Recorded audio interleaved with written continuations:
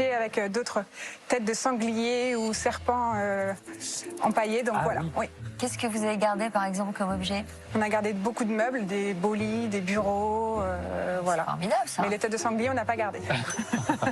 Alors il s'agit d'une boîte à musique. Hein. Une boîte à musique d'un modèle suisse. Ce modèle-là a été inventé à Genève en 1796. C'est donc un modèle traditionnel de boîte à musique avec un cylindre à picot qui va tourner et produire des sons sur ce peigne métallique dont les dents vont bouger au passage de chacun de ces picots. Donc c'est vraiment un système qui a été mis au point par un horloger, Antoine Favre, qui a eu l'idée de créer ce système de boîte à musique. Alors ces boîtes à musique, on les a déclinées à Genève en plusieurs types d'objets, donc des boîtes à musique dans des caisses comme celle-ci, mais on a également miniaturisé les systèmes et parfois ça accompagnait des tabatières ou des petites boîtes en or, des choses très précieuses. Donc c'est vraiment typique du savoir-faire genevois, donc inventé à la fin du XVIIIe siècle. Celle-ci est très ancienne? Celle-ci ne date pas du XVIIIe siècle, non, elle est un peu plus tardive. Vous voyez, avec une construction en acier, une caisse qui est assez simple, en hêtre ciré.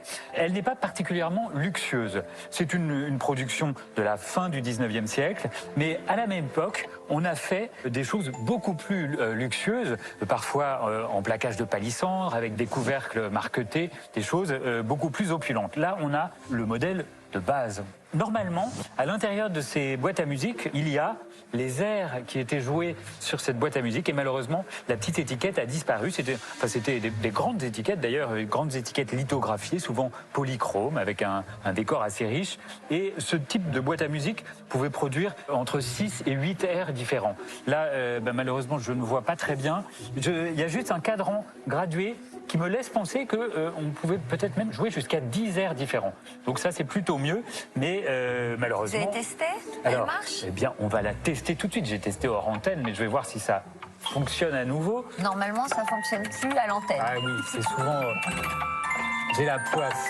Là, vous la remontez, c'est ça? Là, voilà, je remonte avec cette manivelle, mais ça a l'air de bien fonctionner quand même. Donc, on va y aller encore plus, voilà. Ah, c'est bloqué. Na, na, na. Vous reconnaissez? Na.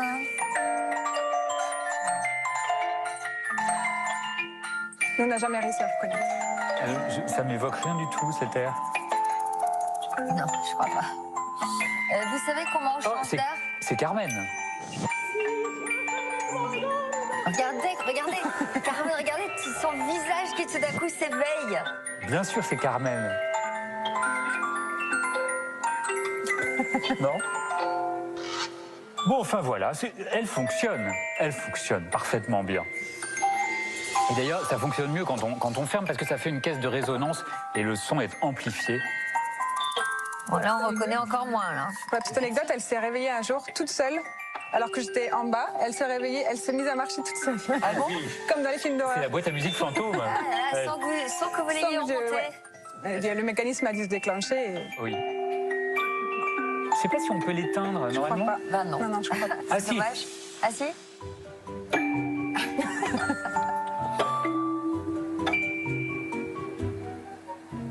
Et...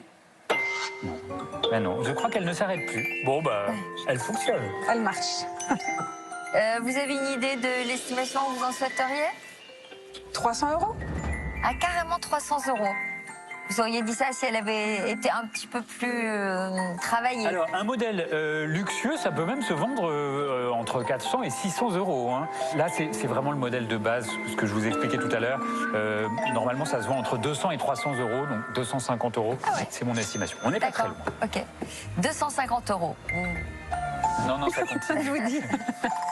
250 €. Vous avez le pass, vous voulez faire quoi de cette somme? Des travaux dans la maison et un petit voyage en amoureux. Eh bien, bonne vente alors. Merci beaucoup. Au revoir. L'expertise s'est très bien passée. La petite boîte a été un peu capricieuse puisqu'elle ne veut absolument pas s'arrêter. Mais tout s'est très bien passé. Et puis l'estimation était dans ce que j'attendais, donc c'est très bien. Dans un instant, nous verrons Cyrielle orchestrer d'une main de maître les négociations. En attendant, c'est à Mégane de tenter la première de se séparer de sa plaque publicitaire émaillée, estimée à 30 € par notre commissaire-priseur. Nos marchands